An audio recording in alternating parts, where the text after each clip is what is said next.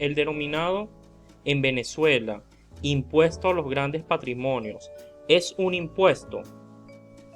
Para eso explicaremos varios aspectos como qué es un impuesto, haremos referencia a la potestad tributaria de la nación, explicaremos qué se entiende por ley, qué sucede con la denominada ley constitucional que crea el impuesto a los grandes patrimonios y en qué consiste la exigencia dineraria prevista en la referida norma, para cerrar con unas consideraciones finales, entre otros aspectos. ¿Qué es un impuesto?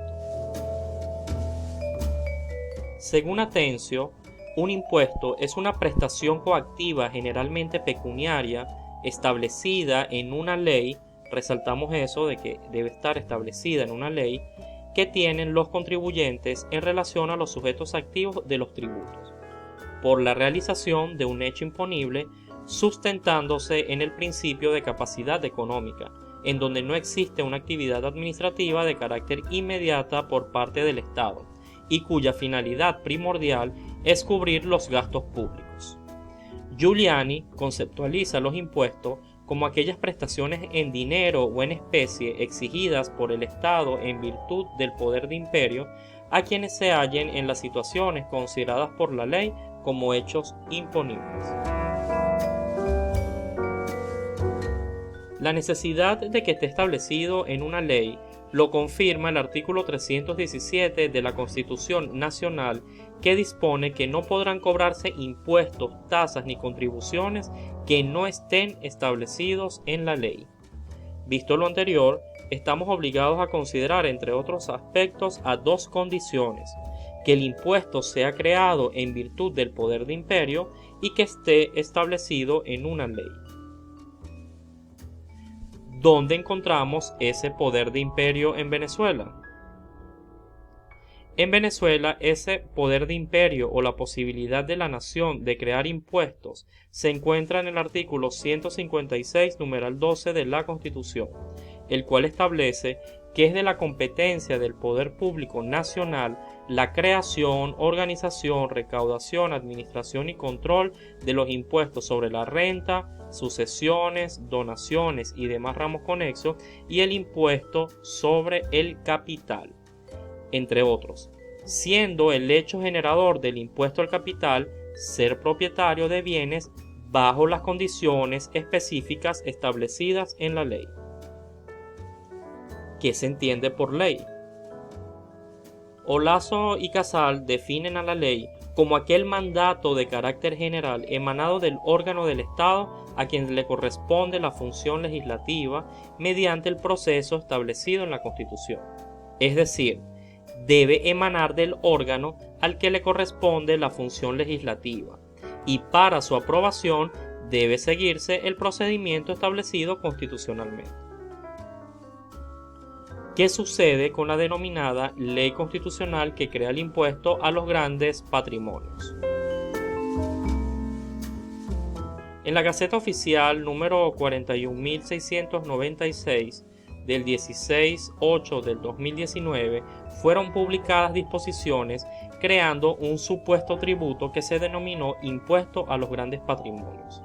La norma lleva por título Ley Constitucional que crea el impuesto a los grandes patrimonios. Sin embargo, no es una ley ni es constitucional. ¿Por qué?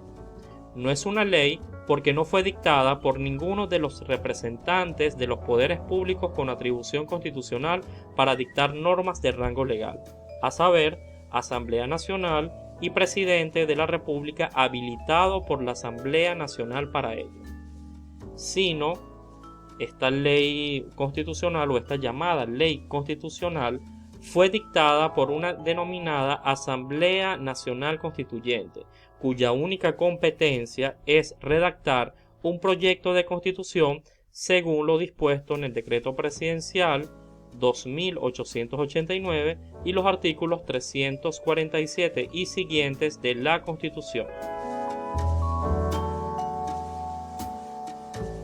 Tampoco es constitucional, porque no tiene su fundamento en la Constitución, la cual, como norma suprema del ordenamiento jurídico, regula los tipos de leyes, y entre las mismas no se encuentran las leyes constitucionales. Los tipos de norma de rango legal que prevé la Constitución son leyes ordinarias, códigos, leyes orgánicas, leyes habilitantes, leyes de base, leyes de desarrollo y decretos con rango, valor y fuerza de ley. Por lo tanto, nadie distinto a la Asamblea Nacional y al presidente de la República previamente habilitado puede dictar leyes, porque no tiene esa atribución de forma expresa en la Constitución, y tampoco se les puede denominar constitucional porque esa categoría no cuenta con fundamento normativo en la Constitución. Sin embargo, a pesar de que fueron dictadas por una asamblea incompetente para ello, en los ciudadanos existe una presunción de validez y legitimidad por estar publicadas en Gaceta Oficial y por no existir un pronunciamiento judicial que las anule. ¿En qué consiste la exigencia dineraria establecida en la denominada Ley Constitucional que crea el impuesto a los grandes patrimonios?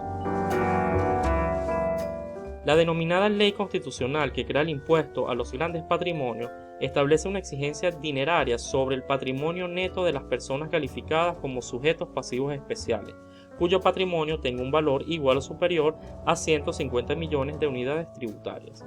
La declaración y pago debe realizarse entre el 1 de octubre y el 30 de noviembre de cada año.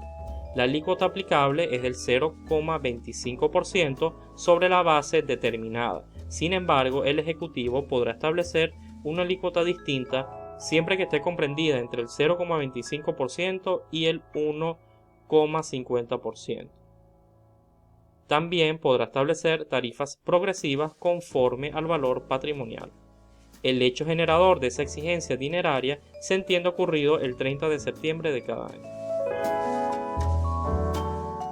Sin embargo, debemos recordar estos principios básicos.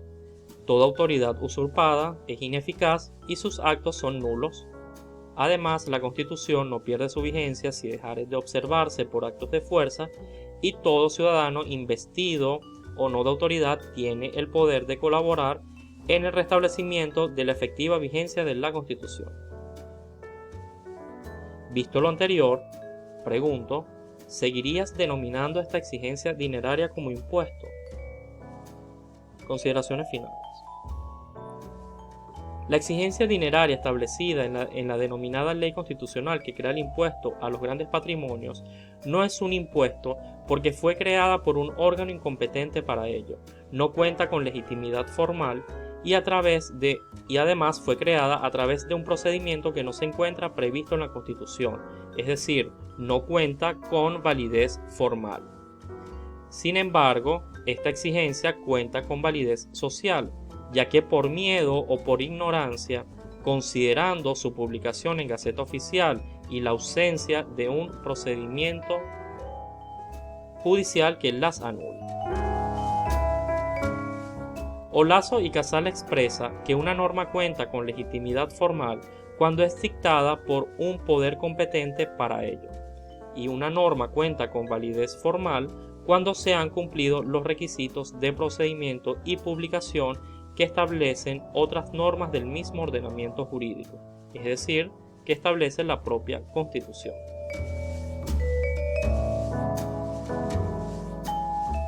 Asimismo, Olazo indica que una norma cuenta con validez social cuando es efectivamente observada por la comunidad y exigida por los órganos del poder público.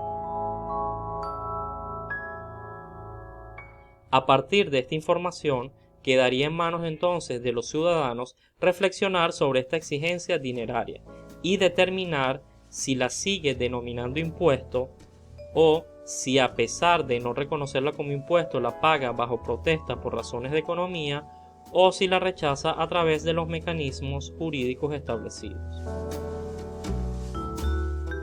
Existen otros ejemplos de normas que no cuentan con validez ni legitimidad formal por las mismas razones antes mencionadas. Aquí se las listamos, pero por razones de tiempo no las vamos a leer. Y finalmente les presentamos los documentos consultados.